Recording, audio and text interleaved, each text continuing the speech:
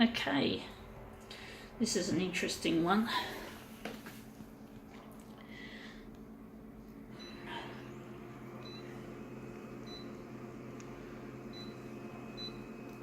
I don't know, I think we're going to make it 200. This one looks like it's something that we like to do at 200. Background colour. It looks a bit sullen, so we're going to give it yellow for a change. It's going to make it look a bit brighter, hopefully. Actually, that's too much contrast. We're just going to leave the contrast, and we're just going to leave that too. Just don't seem to be needing a lot of this stuff. So we're just going to make this interesting, hopefully. This one's got a gloss cover, so it should work well with the background colour. It's a very sullen looking image. Anyway, it is Stack. It's the entertainment magazine. That's this one. So that's that. And we're interested in this. We're doing this. Division 2, Tom Clancy. So they're doing a lot of interesting computer games. I don't play computer games myself, but I know a lot of people enjoy them, and they can be good for your coordination and that. They're not all, it's not all unhealthy from what I know. It sure can be a form of escapism, that's for sure. Well, let's see how we've made this. But they're obviously, I've heard of Tom Clancy. I think he used to write novels. He wrote novels. I think my brother would have read some of Tom Clancy's books. It's unfortunately we've got that there, but the yellows come up a treat. It looks good. The image looks good. We just have to get rid of the bottom of it. So slide it down a bit. Maybe we have to enlarge it a bit on the, see how big we're going to make it on the bottom.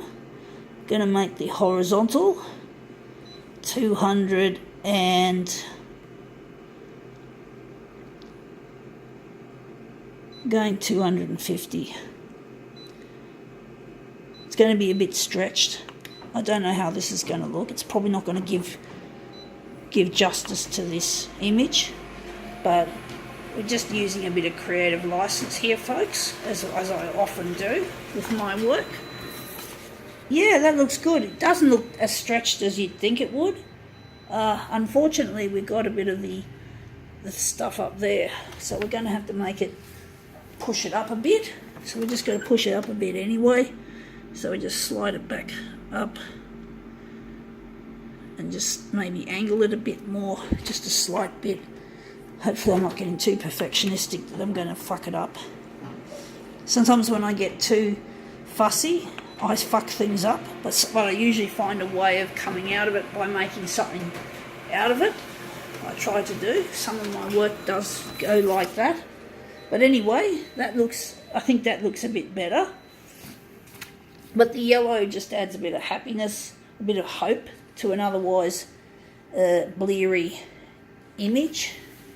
I mean, it's about a bleary thing. It's about, obviously, about a dystopian future.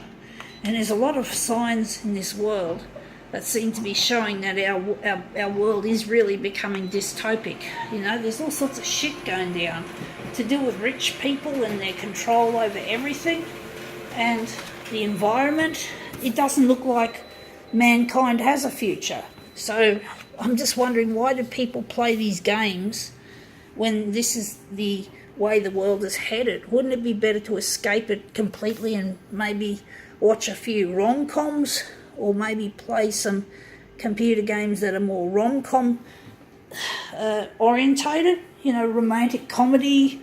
Well, it doesn't have to be comedy, but it'd be, you know, it could be a way of escaping the bleariness, but for some reason people still find the theme of dystopia quite appealing for computer games. Maybe it's because they can identify with the characters. Maybe they think, I don't know, maybe they're trying to find a positive side to dystopia. Mankind has got to learn to wake up to themselves, that not to love money too much, Well, no, you shouldn't love money at all. The love of money is a big problem in this world. And it's the root of everything that goes wrong, pretty much. Anything that's man-made is caused somewhere by the love of money. It's somewhere in the details, and it is not a good look for our future. It looks like our future is going to be something like this. But do we really want it to happen? Do we really want it to have it not just on our computer screens or our TV screens watching this stuff? Do we really want to have it in reality? Do you really want to live a life where everything's gone fucked and there's no hope? Do you really want this, folks? I don't. But anyway, I think now we can call this one quits.